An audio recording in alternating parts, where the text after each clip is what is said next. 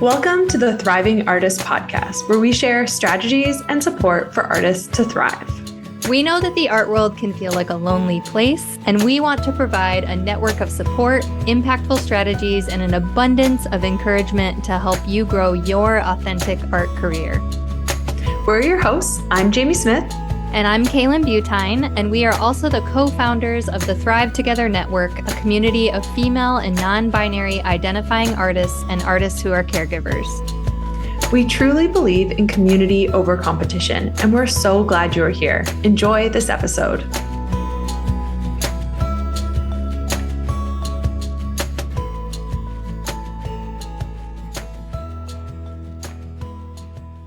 Welcome to another episode of the Thriving Artist Podcast. Thanks so much for being here. I'm Kaylan Butine, one host of this podcast, and I used to be a professional wedding photographer, so I really know the importance of having your digital assets organized and ready to go.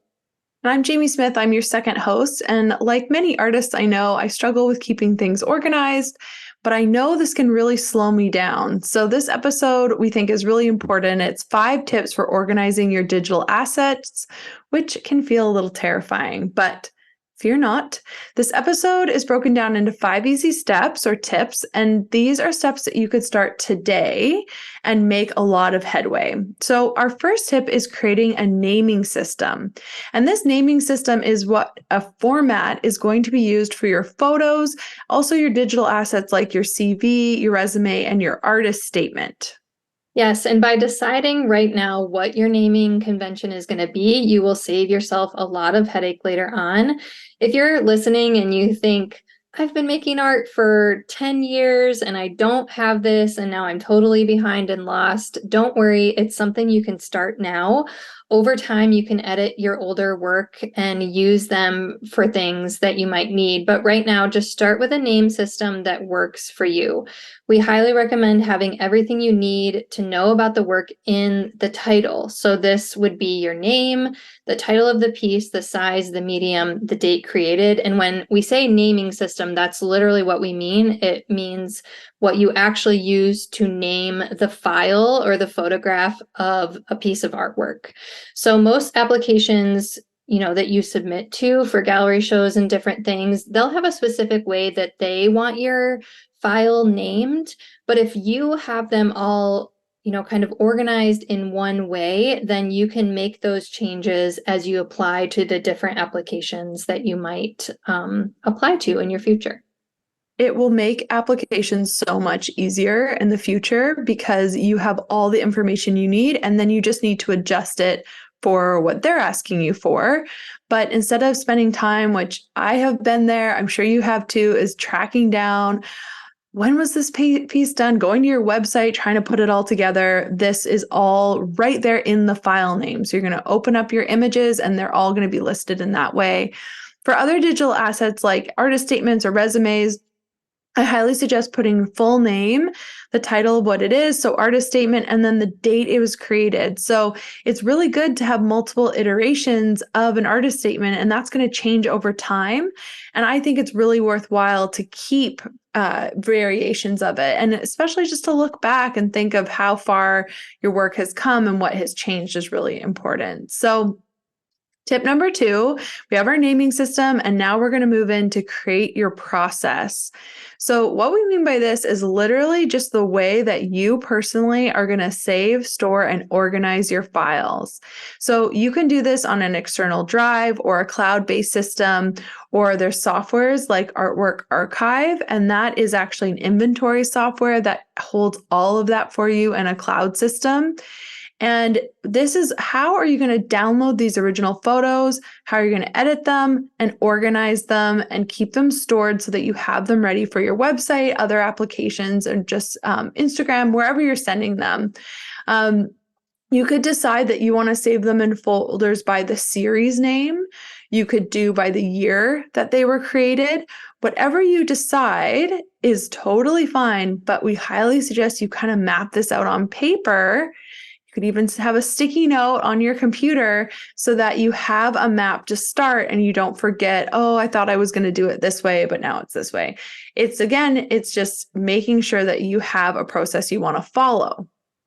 Yeah, and I think what it does, you know, when you create a system, I'm going to move us into tip number 3, and if you stay consistent with it, which that is tip number 3, is to be consistent, is it will just ease up your time when you have these things kind of worked out, you've gone through your process, and it's so much easier to find stuff. So being consistent really only works if you follow that system that you've created and you use the naming convention that you've made in tips number 1 and 2. And the more disciplined you are with this, as I mentioned, the quicker it will be, the more your computer and your files will work for you rather than you feeling like, you're just always spending hours at the computer fighting with this stuff. So the upfront time of setting up a system, it does come back to help your future self as you begin to utilize your digital assets more, to apply to more things, to need quicker, response times in sending stuff off to clients. It just pays off to be well organized. And we want to make sure this pays off. And that's tip number 4, which is save twice. So this means having a backup of your folders, making sure these are in 2 places so that you are never without them. I mentioned before Artwork Archive, and that's a subscription platform. It's software that you load your images into, and they have it all set up and organized. It's really, really great. And the reason I mentioned them is because the founder, I got a chance to speak to him, and he made Artwork Archive because his mom is an artist and she had been painting for 20 years and her external drive got stolen and she had no backup. So a catalog of 20 years of art making was gone. So he thought this was ridiculous. And he thought, there's a better way. And so he made this cloud-based inventory system so that you can access your files anywhere. They're automatically saved. And, again, this is about being smart and saving twice. So that story is always stuck with me. I've never forgotten it. And it's really always pushed me to make sure that I know where files are in 2 places. Absolutely. And, you can also use Google Drive for this. You don't have to pay for a software like Artwork Archive, although we really love that program and what they offer. I personally just use Google Drive. So everything is organized in the same way on my computer. It's backed up on a hard drive. And then I also organize it on Google Drive in the same way. And the nice thing about Google Drive is that you have access to your files wherever you go. So like sometimes when my husband and I travel together, one of us takes our computer and the other person doesn't. So I can just hop on Google Drive on my husband's computer and shoot off an email if I need to, whether I have my computer with me or not. So our final tip, number 5, is to start where you are. We mentioned this already, but you may be feeling overwhelmed because you just have all this backlog of work. And you don't need to start at the beginning of that. You can start where you are right now. The next time you finish a piece of art, photograph it, make that naming system and name it, get some folders made, save them in multiple places, start where you are. It will pay off. And really, you just have to start. We need you to be organized so that you can be the kind of artist you want to be, so that you're not, feeling stressed out and overwhelmed by this stuff. As you make progress with your new system, I think you'll be inspired to go back and relabel and organize your old stuff, because guess what? You're going to have more time because you're not struggling with this all the time. So we guarantee you will not do it if you don't try to do it all. Start small and start now. Yeah, and it's baby steps and little wins, and we know you can do this.